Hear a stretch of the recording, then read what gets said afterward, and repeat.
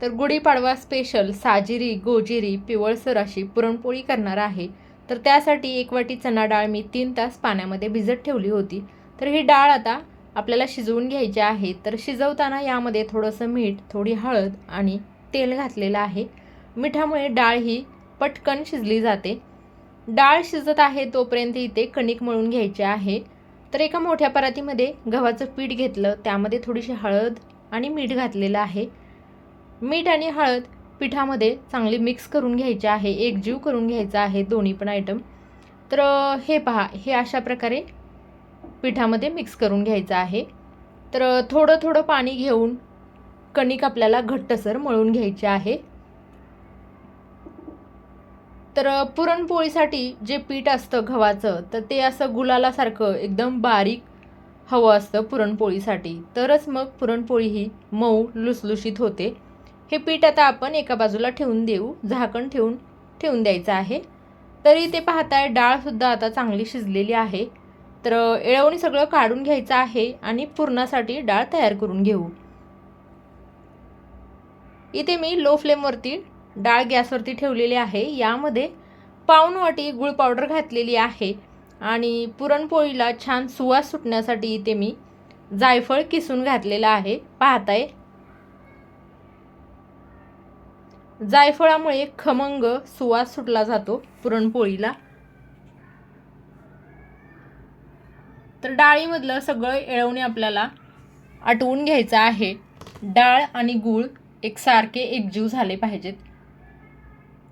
पुरणासाठी डाळ आता तयार झालेली आहे। पुरण यंत्रामध्ये ही डाळ आता घालायची आहे आणि पुरण बनवून घ्यायचं आहे। तर हा रेसिपीचा व्हिडिओ तुम्हाला कसा वाटला, ही रेसिपी कशी वाटली ते तुम्ही मला कमेंटद्वारे नक्की कळवू शकता।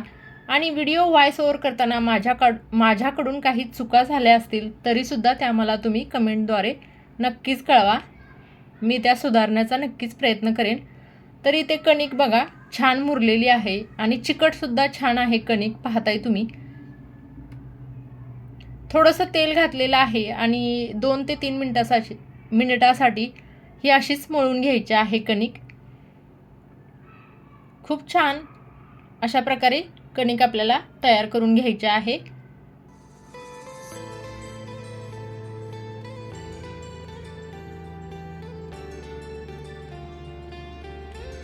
तर इथे एका पोळपाटाला मी एक स्वच्छ रुमाल बांधून घेणार आहे। तर आपण ही पोळी पिठावरची पुरणपोळी करत आहे। तर पोळपाटाला पोळी चिकटू नये म्हणून ही आपण ट्रिक वापरतोय।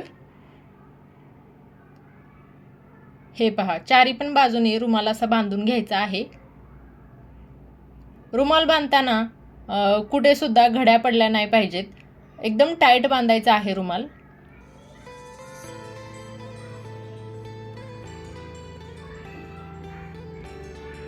हे पहा, अशा प्रकारे एकदम टाईट रुमाल बांधून घेतला। आता इथे उंडा करून घ्यायचा आहे। जेवढी कणिक घेतली तेवढंच आपल्याला पुरण घ्यायचं आहे।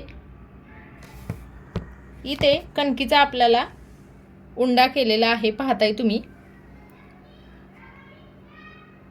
इथे खोलगट वाटी करून घ्यायची आहे उंड्याची, पाहताय तुम्ही। एका बाजूला मी पीठ लावलेलं आहे, अंगठ्याच्या मदतीने खोलगट अशी वाटी बनवून घेणार आहे। तुम्ही व्हिडिओमध्ये पाहताय त्याप्रमाणे।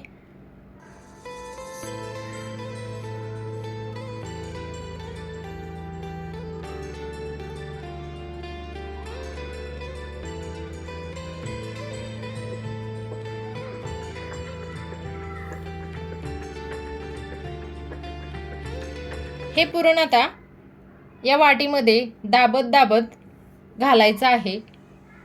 तर पूर्ण बाजूने आपल्याला हे आतमध्ये दाबून घ्यायचं आहे आणि अंगठ्याच्या साहाय्याने कणिक आपल्याला वरती घेऊन यायचं आहे। ज्याप्रमाणे आपण मोदकाला करतो त्याचप्रमाणे हे पहा, अशी कणिक आपल्याला वरती घेऊन यायचं आहे आणि जास्तीची कणिक आहे ती आपल्याला काढून घ्यायची आहे।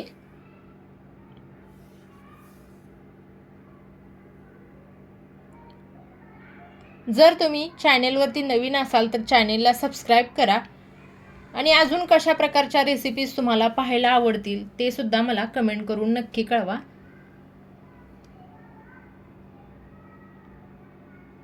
हे पहा, उंडा आता छान तयार झालेला आहे. हलक्या हाताने पुरणपोळी लाटून घेऊ.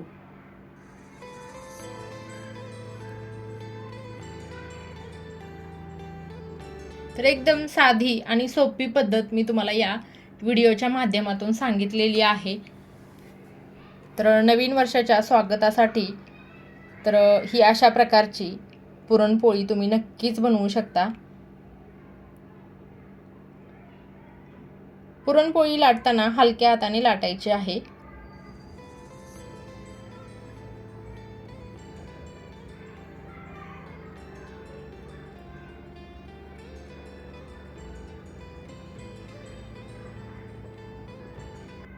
गॅसवरती मी तवा सुद्धा गरम करायला ठेवलेला आहे. ज्या बाजूला जाड आहे पुरणपोळी त्या बाजूला लाटून घ्यायचं आहे हलक्या हाताने.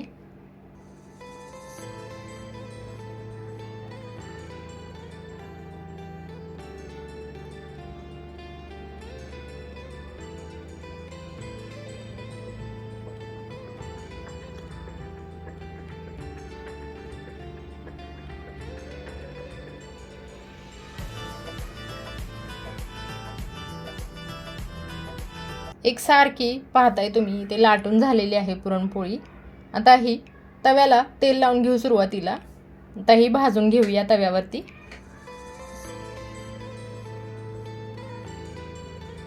तर अशी ही साजिरी, गोजिरी, पिवळसर आणि लुसलुशीत पुरणपोळी पाहताय किती नाजूक दिसते. दोन्ही बाजूने छान तेल लावायचं.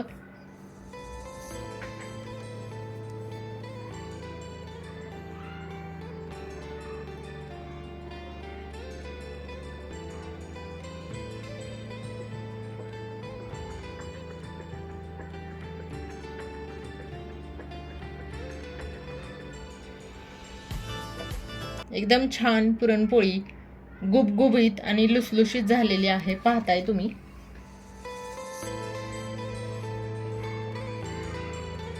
व्हिडिओ तुम्ही शेवटपर्यंत पाहिल्याबद्दल खूप खूप धन्यवाद. Thanks for watching.